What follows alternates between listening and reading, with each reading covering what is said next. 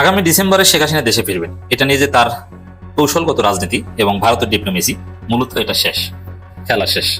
শেখ হাসিনার চালাকি, চাপাবাজি, ধান্দাবাজি সব শেষ। চাইলেও শেখ হাসিনা দেশে ফিরতে পারবেন না, এটা এখন প্রতিষ্ঠিত হয়ে গেছে, খেলা ঘুরে গেছে। দর্শক, শেখ হাসিনা দেশে ফিরতেন না, জাস্ট নেতাকর্মীদের মনোবল চাঙ্গা করার জন্য হয়তো এটা বলেছেন। এখন তিনি নিজে বলেছেন না ভারত এটা প্রচার করছে, এটাও কিন্তু শিওর না। প্রধানমন্ত্রী চীন সফরে যাওয়ার পর এটা সামনে আনছে, মানে এটা নিয়ে বাংলাদেশের সাথে একটা দর কষাকষি করছে ভারত, এটাও হতে পারে। যদি আমরা ফারাক্কা বাঁধ থেকে 100 ফুট উঁচু, ফারাক্কা বাঁধ যত উঁচু তার থেকে যদি আমরা 100 ফুট উঁচু বা 50 ফুট উঁচু আরেকটা বাঁধ ফারাক্কা বাঁধের মতো নির্মাণ করি, তাহলে ভারত যদি আমাদেরকে ইচ্ছা করে পানিতে ডুবিয়ে মারতে চায়, সেক্ষেত্রে আমাদের ওই বাঁধের কারণে পানি উল্টা পুশ ব্যাক করে আমরা ভারতে পাঠিয়ে দিতে পারবো। এক আর দুই হচ্ছে অহুদের যুদ্ধ, বদরের যুদ্ধ যেভাবে বিজয় হয়েছে, এই যুদ্ধেও বিজয় হবে ইনশাআল্লাহ। পুরা ভারতবর্ষ মুসলমানের অধীনে চলে আসবে, মুসলমানের আইন জারি হবে ইনশাআল্লাহ। যাওয়ার জায়গা নাই তোদের। একদিকে চীন, একদিকে পাকিস্তান, একদিকে বাংলাদেশ। যদি আক্রমণ করে চীন, আক্রমণ করবে পাকিস্তান, আক্রমণ করবে মায়ানমার, আক্রমণ করবে বাংলাদেশ, তখন সাদের লাউ ডুকডুকি বানাবে সাদের লাউ। এইবার এই ফজলুর রহমানের আসল চেহারা বেরিয়ে আসলো। সেটা একটা গিরগিটি, সেটা গুপ্তচর, বিএনপির ভিতরে সে ঢুকেছে বিএনপিকে বিপদে ফেলানোর জন্য। এইবার এটা বেরিয়ে আসলো। হয়তোবা শেখ হাসিনা জানেনও না, হয়তোবা আওয়ামী লীগের লোকজন যে আসলে মূর্খ, তার এটা একটা প্রমাণ। হয়তোবা এরকম হতে পারে যে শেখ হাসিনা গৃহবন্দী অবস্থায় আছেন, তিনি কোনো কথা বলতে পারেন না, অথবা তাকে কিছুই বলতে দেয় না। তার নামে যেগুলো শুনি এগুলো ভারত প্রচার করে, তার অডিও ওটাও হয়তো হতে পারে এআই। কারণ শেখ হাসিনা ছবি সহ ভিডিও আকারে কখনো কেন দৃশ্যপটে আসেন না, কেন? তার ছবি সহ ভিডিও আকারে আসতে সমস্যাটা কি, এটা একটু বলেন না। তিনি ফেসবুক লাইভ করলে সমস্যাটা কোথায়? অন্যান্য আওয়ামী লীগ নেতারা লাইভ করতে পারে, শেখ হাসিনা কি পর্দা করেন? যে পর্দা তরফ হবে, খাস পর্দা করেন, বয়স হয়েছে এখন খাস পর্দা করেন নাকি? কেন আসবেন না লাইভে? কেন আসবেন না ভিডিওতে? কেন আসবেন না বুঝান। অডিওতে কথা বলেন, নির্দেশনা দেন, দেশে আসার ঘোষণা দেন, কিন্তু কথা বলতে সমস্যাটা কি? লাইভে কথা বলতে সমস্যাটা কি? ভিডিওতে কথা বলতে সমস্যাটা কি? তো দর্শক, তারেক রহমান বিদেশ ছিলেন, কথা বলেছেন না ভিডিওতে? কিন্তু ভিডিওতেই কানেক্টেড ছিলেন, কিন্তু অডিওতে না। কিন্তু ভিডিওর যুগে আপনি অডিও রাজনীতি করছেন, ফাজলামি করে। আওয়ামী লীগের লোকজন এটা বিশ্বাস করে দিতেছেন।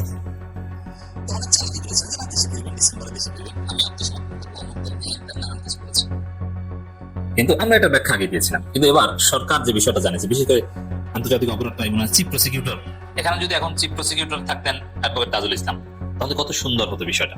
পরেবার এই চিফ প্রসিকিউটর যে কথা বলেছেন, এতে আসলে আওয়ামী লীগের শেখ হাসিনার এই রাজনীতি চালাকি শেষ হয়ে গেছে। শেখ হাসিনা দেশে ফিরতেন না, এত বোকা না শেখ হাসিনা। বরং আপনি দেখেন আওয়ামী লীগের বোধাই নেতাকর্মীদের মৃত্যুর মুখে ঠেলে দিয়ে পুরো শেখ পরিবার পালিয়েছে। শেখ পরিবারের কেউ ধরা পড়েনি এবং সবাই নিরাপদে দেশ ছেড়ে পালিয়েছে বেশ আগেই। শেষ পর্যন্ত শেখ পরিবারে যারা ছিল তাদেরকে নিয়ে বিমানে উঠেছে শেখ হাসিনা। দর্শক, এই জন্য শেখ হাসিনা ঝুঁকি নিয়ে দেশে ফিরবেন, এটা যারা বিশ্বাস করে এটা পাগল ছাগল। এরা পাগল ছাগল ছাড়া আর কিছু না। যদি এরকম সম্ভাবনা থাকতো তাহলে শেখ পরিবারের সবাই আগে ভাগে পালাতো না নেতাকর্মীদের মৃত্যুর মুখে ঠেলে দিয়ে। জুনাইদ আহমেদ পলকদের, শিরিন শারমিনদের এভাবে মৃত্যুর মুখে ঠেলে দিয়ে শেখ পরিবার একদম আন্ডা বাচ্চা সহ সবাই পালাতো না। তো দর্শক, শেখ হাসিনা ফিরতেন না, তবে ফেরার যে ঘোষণা এটা ছিল তার একটা রাজনীতি, নেতাকর্মীদের মনোবল চাঙা রাখা, তার গর্ধব এবং বোকা মূর্খ নেতাকর্মীদের ব্রেইন ওয়াশ করা, মূর্খ নেতাকর্মীদের চাঙ্গা করার একটা কৌশল। এসব চাঙ্গায় জীবনেও আপনাদের রাজনীতি বাংলাদেশে কায়েম হবে না। জনগণ আপনাদের সমর্থন করলেও কোন নির্বাচিত সরকার আপনাদেরকে স্বাভাবিক রাজনীতি করতে দিবে না, লিখে রাখেন। কোন সরকার দিবে না। যদি অনির্বাচিত সেনা সমর্থিত কোন সরকার আসে, অস্বাভাবিক সরকার 111, তখন হয়তোবা আওয়ামী লীগ কিছুটা সুযোগ পাবে, কিন্তু কোন নির্বাচিত সরকার আওয়ামী লীগের সুযোগ দিবে না, এটা একদম ফাইনাল। তো দর্শক, তাহলে শেখ হাসিনা আসার ইচ্ছা ছিল না, তার ইচ্ছা ছিল একটা অনলাইনে হাইপ তৈরি করা, আলোচনায় থাকা এবং ভীতি সঞ্চার করা, এবং সবসময় সাবজেক্ট ম্যাটার থাকা, যে না শেখ হাসিনা কি আসবে না আসবে। এই যে এখন টকশোতে আমরা আলোচনা করি, সব জায়গায় আমরা আলোচনা করি, তো এটা নিয়ে ব্যাপক কনসার্ন ছিল যে এটা নিয়ে কি করা যায়। তো দর্শক, এই জায়গায় এই যে উদ্দেশ্য যে মিডিয়া একটা হাইপ তৈরি করা, অনলাইনে হাইপ তৈরি করা, এর মধ্য দিয়ে নেতাকর্মীদের উজ্জীবিত করা, এই জাস্ট এই জায়গাটা আসতো না, এটা তো শিওর, এই জায়গাটাও শেষ। এখন হাইপ শেষ, এখন ঠিক আছে আসবেন আপা, আসবেন আপা, আসবেন আমরা রেডি, মানে ওই যে শেখের বেটি আসবে ফেসবুকে পোস্ট দেয়, ওটারও রাস্তা শেষ। কারণ কি? আরে ভাই আপা আসবেন, আপা তো চাইলেও আসতে পারবেন না, এটা সরকার স্পষ্ট করে বলেছে। অতএব এখানে আর কোনো কথা থাকে না, এটা নিয়ে কোনো রাজনীতি থাকে না। আপা আসবেন, আপা আসতে চাইলেও ধরলাম যে তিনি আসতে চান, তারপর আসতে পারবেন, এখন কি করবেন আপনি? তাহলে আপনার ফাজলামি এখন রাখেন। কেন আসতে পারবে না? তার পাসপোর্ট নেই। পাসপোর্ট না থাকলে, পাসপোর্ট ভিসা না থাকলে কোনো বাণিজ্যিক বা কমার্শিয়াল এয়ারলাইন্স বিমানে উঠায় না, বোর্ডিং পাস দেয় না।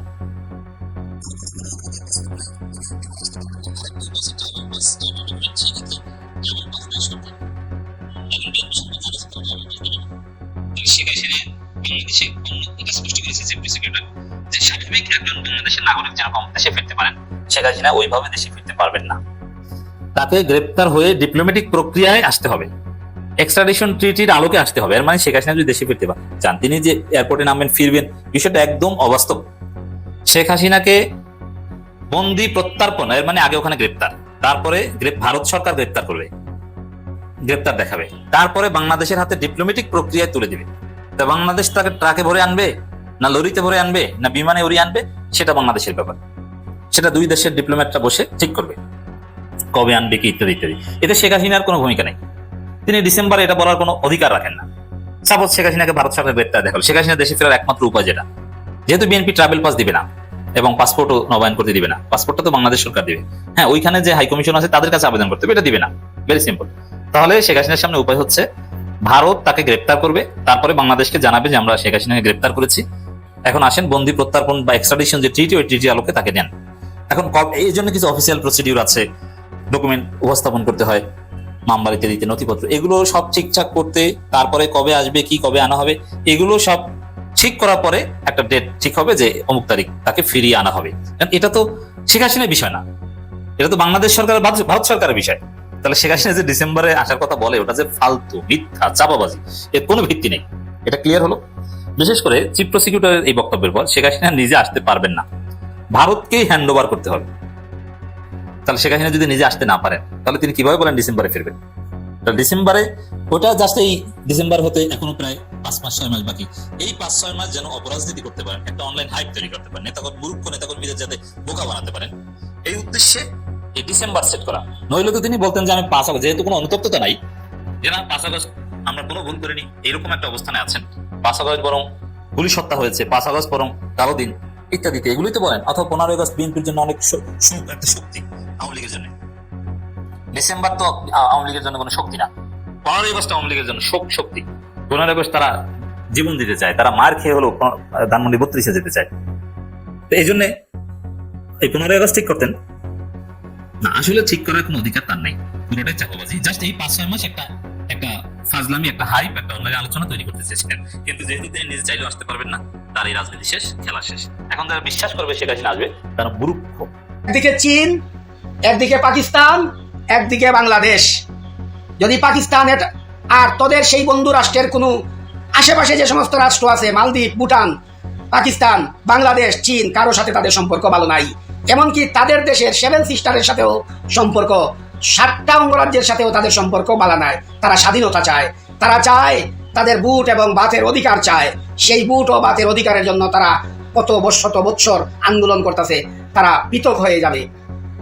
আমি তোমাদেরকে বলতে চাই, যদি আক্রমণ করে চীন, আক্রমণ করবে পাকিস্তান, আক্রমণ করবে মায়ানমার, আক্রমণ করবে বাংলাদেশ, তখন সাদের লাউ ডুগডুগি বানাবে। সাদের লাউ বানাইলাম, আরে ডুগডুগি, লাউয়ের আগা খাইলাম, গুড়িও খাইলাম, লাউ দিয়া বানাইলাম ডুগডুগি। বাংলাদেশের 3 দিকে সমুদ্র, আর তাদের 3 দিকে পাকিস্তান পারমাণবিক অস্ত্র, চীন বিশ্বের সবচেয়ে বড় সামরিক শক্তিধর রাষ্ট্র, মায়ানমার, রোহিঙ্গা, আরাকান যোদ্ধা, জান্তা বাহিনী অতর্কিত অ্যাটাক করার সাথে সাথে বিশ্বের মানচিত্র থেকে তাদের নাম মুছে যাবে। তোমাদের বন্ধু রাষ্ট্র বলে একটা রাষ্ট্র ছিল, সেই রাষ্ট্র থাকবে না, থাকবে না, থাকবে না। যখন বাংলাদেশের দিকে আসতে চাইবে, বাংলাদেশের 20 কোটি মানুষ তাদের বঙ্গোপসাগরে চুবাইয়া ডুবাইয়া মরণ নিশ্চিত করবে, সেটা বাংলাদেশি।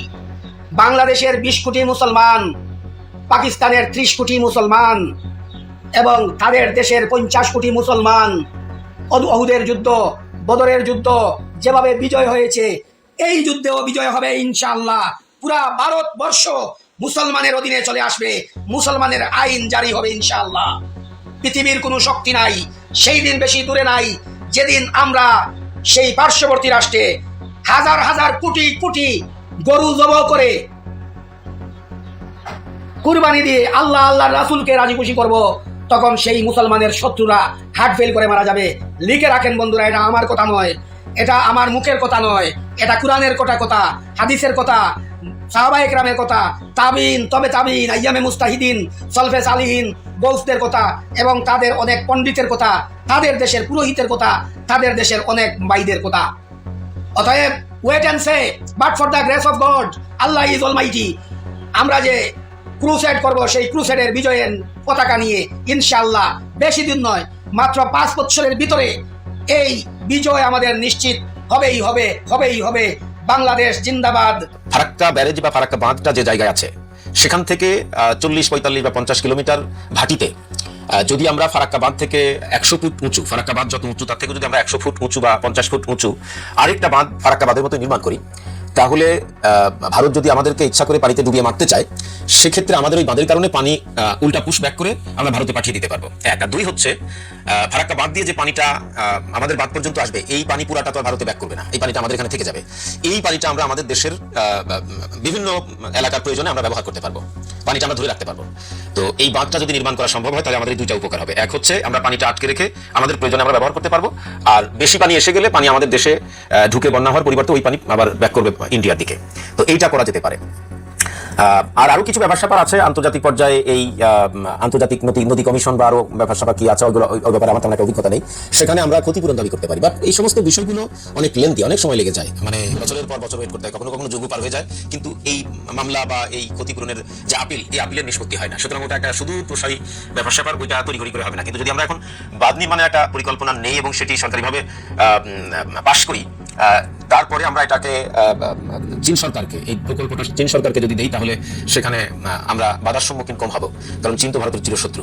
তো চীনের কোনো একটা কোম্পানিকে যদি আমরা এটা দেই, তাহলে সহজে এই বাঁধটা করা সম্ভব হবে। এবং আমার কাছে মনে হচ্ছে বর্তমান প্রেক্ষাপটে এটাই বাংলাদেশের জন্য বড় সমাধান। এই জন্য বলছি যে আসলে ভারতের সাথে গত 15-16 বছর ধরে শেখ হাসিনা নতজানু পররাষ্ট্র নীতি করার কারণে ভারতের অনেকটা তেল হয়ে গেছে, ভারতের অজায়গায় তেল জমে গেছে। তো সুতরাং ওরা এখন আমাদেরকে মানুষ মনে করে না, অতএব ওদের সাথে আর এখন ওই মিন করে লাভ নাই, ওদেরকে এখন পাল্টা জবাব দিতে হবে। আর পাল্টা জবাব দিতে হলে এইটার বিকল্প নাই। আর পাশাপাশি আমি আর একটা প্রস্তাব রাখতে চাই, সেটা হচ্ছে যে ভারত যেহেতু আমাদের সাথে বহুদিন যাবত খেলছে, সুতরাং আমরা তো আর নতজানু হতে আমাদের দেয়ালে পিঠ থেকে গেছে। এখন আসলে ভারতকে পাল্টা জবাব দেওয়ার সময় এসেছে। তো এই জন্য আমি মনে করি যে পৃথিবীর একটি সাহসী সেনাবাহিনী হচ্ছে তুরস্কের সেনাবাহিনী, এবং তুরস্কের সেনাবাহিনী মধ্যপ্রাচ্যের বিভিন্ন দেশে কিন্তু তারা অবস্থান করছে সেই দেশের প্রতিরক্ষা ব্যবস্থা শক্ত করার জন্য। তো আমি মনে করি আমাদের দেশের প্রতিরক্ষা ব্যবস্থা শক্তিশালী করার জন্য আমি অ্যাটলিস্ট মানে 10 থেকে 20,000 টার্কিশ সেনা বাংলাদেশ সীমান্তে মোতায়েন রাখার জন্য অনুরোধ জানাচ্ছি, যাতে করে ভারতীয় সরকার সবসময় ভয়ে থাকে। এই প্রস্তাবটাও আমি রাখলাম। বিএনপি সরকার বিরাট একটি ঝুঁকির মধ্যে পড়ে গেছে, কারণ এই সরকারের ভিতরে এমন কিছু গাদ্দার, মুনাফেক এবং গুপ্তচর ঢুকে পড়েছে, যে গুপ্তচরগুলো মূলত বিএনপির ভিতরে ঢুকে বিএনপিকে ভিতর থেকে শেষ করে দিচ্ছে এবং আওয়ামী লীগের জন্য তারা এখানে পথ প্রশস্ত করে দিচ্ছে। এরকম একজন গাদ্দারের পরিচয় আপনাদের সামনে আজকে তুলে ধরবো। আমরা জানি চীনের দুঃখ হোয়াংহো নদী, কুমিল্লার দুঃখ গোমতী নদী, আর বিএনপির দুঃখ ফজু পাগলা। এই ফজলুর রহমান মূলত সে বিএনপিতে আসে নাই, সে বিএনপি করে না, সে বিএনপিতে এসেছে মূলত শেখ হাসিনা তাকে এখানে পাঠিয়েছিল। যেমনটি 2018 সালের নির্বাচনের আগে শেখ হাসিনা কামাল হোসেনের হাতে পায়ে ধরে যে চাচা অনেক কিছু তো করে দিচ্ছেন, আপনার সাথে তো অনেকদিন থেকেছেন, আপনার ঋণ তো পরিশোধ করা যাবে না, আপনি আর একটি বার আমার একটা উপকার করেন। তাহলে কি উপকার করতে হবে মাত্র? আপনি বিএনপিকে এবারে নির্বাচনে এনে দেন। দেশনেত্রী বেগম খালেদা জিয়া তখন জেলে, আর মির্জা ফখরুল ইসলাম আলমগীরের নেতৃত্বে বিএনপি জামাতকে তখন একটি টোপ দিয়ে সালে বলে কলে কৌশলে এই কামাল হোসেন 18 সালের নির্বাচনে এনে দিয়েছিলেন। তো এই কামাল হোসেনকে শেখ হাসিনা যেভাবে পাঠিয়েছিলেন বিএনপিকে ধ্বংস করার জন্য, ঠিক এই ফজলুর রহমান ওরফে ফোজা পাগলাকে শেখ হাসিনা বিএনপির ভিতরে ঢুকিয়ে দিয়েছে। এই ফজলুর রহমান এত বেশি ধূর্ত, তাকে মূলত একটা দ্রুত শেয়াল বললে ভুল বলা হবে না। বিএনপির অবস্থা থেকে সে বুঝতে পেরেছে যে বিএনপি খুব বেশি দিন ক্ষমতায় থাকতে পারবে না, আওয়ামী লীগ আবার ফিরে আসবে। আর এই আওয়ামী লীগ ফিরে আসার এই যে তার ভিতরে যে আশাটা জেগেছে, সে তার পথ পরিষ্কার করছে, এমন ভাবে তার পথটা পরিষ্কার করছে যেন শেখ হাসিনা আসলে তাকে আওয়ামী লীগের একটা বিরাট পর্যায়ে আবার নিয়ে যায়।